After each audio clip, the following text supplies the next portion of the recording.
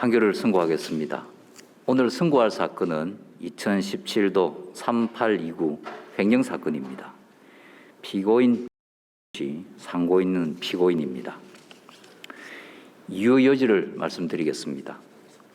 이 사건 공소 사실은 피고인이 임대차 보증금 반환 채권을 피해자에게 양도하였는데도 임대인에게 채권 양도 통지를 하지 않고 임대인으로부터 남아있던 임대차 보증금을 반환받아 보관하던 중 개인적인 용도로 사용하여 횡령했다는 것입니다. 종전 판례인 대법원 97도 666 전원 합의체 판결 등은 채권 양도 계약이 이루어진 후 채권 양도인이 채권 양도의 대항 요건을 갖추어 주기 전에 채무자로부터 채권을 추심하여 금전을 수령한 경우 그 금전은 채권 양도인과 채권 양수인 사이에서 채권 양수인의 소유에 속하고 채권 양도인은 채권 양수인을 위하여 이를 보관하는 자의 지위에 있다고 하였습니다. 원심은 종전 판례의 법리에 따라 횡령죄의 성립을 인정하여 이 사건 공소 사실을 유죄로 판단하였습니다. 이러한 원심 판결에 대하여 피고인이 상고하였습니다. 이 사건 쟁점은 채권 양도인이 채권 양도의 대항 요건을 갖춰주기 전 채무자로부터 채권을 추심하여 수령한 금전에 관하여 횡령죄의 구성 요건으로서 재물의 타인성과 보관자 지위를 인정할 수 있는지 여부입니다. 대법원 판단은 다음과 같습니다.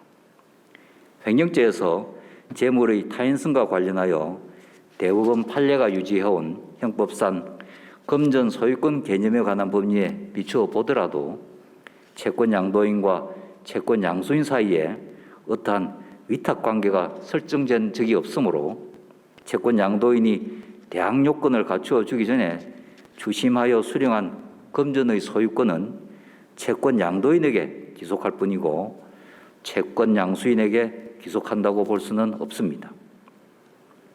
채권 양도인이 채권 양수인에게 대항 요건을 갖추어 주는 등 채권 양도와 관련해 부담하는 의무는 일반적인 권리 이전 계약에 따른 급부 의무에 지나지 않으므로 채권 양도인이 채권 양수인을 위하여 어떠한 재산상 사무를 대행하거나 맡아 처리한다고 볼 수도 없습니다.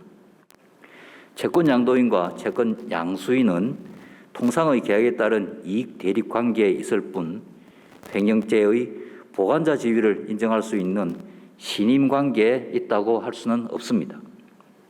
최근 대법원 판례의 흐름은 타인의 재산을 보호 또는 관리하는 것이 전형적 본질적 내용이 아닌 통상의 계약 관계에서는 배임죄나 횡령죄의 성립을 부정해 왔습니다.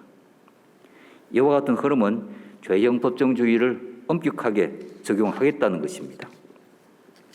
종전 판례는 이러한 판례의 방향성과 실질적으로 상충되므로 그대로 유지될 수 없습니다.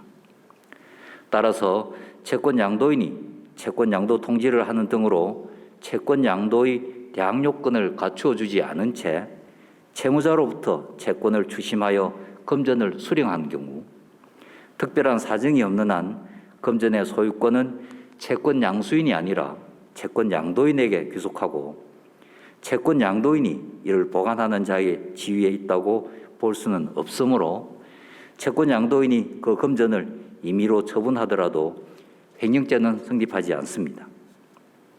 이와 달리 채권 양도인이 대항 요건을 갖추어 주기 전에 채무자로부터 채권을 추심하여 수령한 금전을 임의로 처분한 경우 횡령죄가 성립한다고 판시한 대법원 97도 666 전원합의체 판결 등과 같은 취지의 대법원 판결들은 이 판결의 견해에 배치되는 범위 내에서 모두 변경하기로 합니다.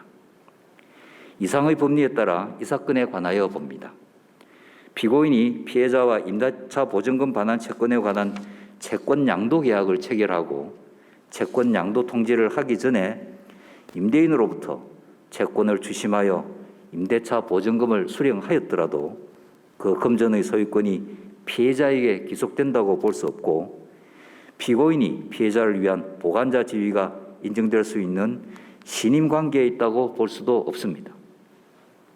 결국 이 사건 공소 사실은 횡령죄의 구성 요건으로서 재물의 타인성과 보관자 지위가 인정되지 않아 횡령죄가 성립되지 않습니다. 그런데도 원심은 이 사건 공소 사실을 유죄로 판단하였으므로 원심 판단에는 법리를 오해하여 판결에 영향을 미친 잘못이 있습니다. 이상의 다수 의견에 대하여는 대법관 조재현, 대법관 민효숙, 대법관 이동원, 대법관 노태학의 반대 의견, 대법관 김선수의 별개 의견이 있습니다. 먼저 반대 의견 요지는 다음과 같습니다. 채권 양수인에 대한 재산권의 이전 귀속 상태를 고려하여 채권 양도 당사자 및 채무자 사이의 법률 관계와 의사를 실질적으로 살펴보면 채권 양도인이 채권 양도 통지를 하기 전에 채권을 추심하여 금전을 수령한 경우 원칙적으로 그 금전은 채권 양수인을 위하여 수령한 것으로서 채권 양수인의 소유에 속합니다. 채권 양도인은 실질적으로 채권 양수인의 재산 보호 내지 관리를 대행하는 지위에 있으므로 채권 양도인이 채무자로부터 채권을 추심하여 수령한 금전에 관하여 채권 양수인을 위하여 보관하는 지위에 있다고 볼 수 있습니다. 종전 판례를 변경할 경우 횡령죄에 관한 선례들과 비교하여 배신성이 보다 가벼운 사안에서는 처벌이 긍정되고 배신성이 중대하고 명백한 사안에서는 처벌이 부정됨으로써 형사처벌의 공백과 불균형이 발생합니다. 따라서 이 사건 공소사실에 대하여 횡령죄를 유죄로 인정한 원심 판단은 정당하다는 취지입니다.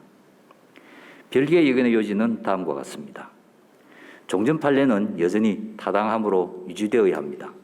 그러나 채권 양도인이 채권 양수인으로부터 채권 양도의 원인이 된 계약에 따른 대가를 확정적으로 지급하지 못한 경우와 같이 채권 양도의 대항 요건을 충족시켜 완전한 권리를 이전할 의무를 이행하지 않은 것에 정당한 항변 사유가 인정되는 경우에는 종전 판례가 적용되지 아니하므로 횡령죄가 성립하지 않습니다. 이 사건에서 피고인이 임대차 보증금 반환 채권에 관하여 피해자에게 채권 양도의 대항 요건을 충족시켜 완전한 권리를 이전할 의무를 이행하지는 않았지만 사실관계를 구체적으로 살펴보면 형사법적으로 정당한 항변 사유가 인정될 여지가 충분합니다. 따라서 이 사건은 종전 판례가 적용되지 않는 사안이므로 횡령죄가 성립하지 않는다는 취지입니다. 다수 의견에 따라 다음과 같이 판결합니다. 주문, 원심 판결을 파기하고 사건을 인천지방법원에 환송한다. 이상으로 오늘의 전원합의체 판결 선고를 마치겠습니다. 다들 수고하셨습니다.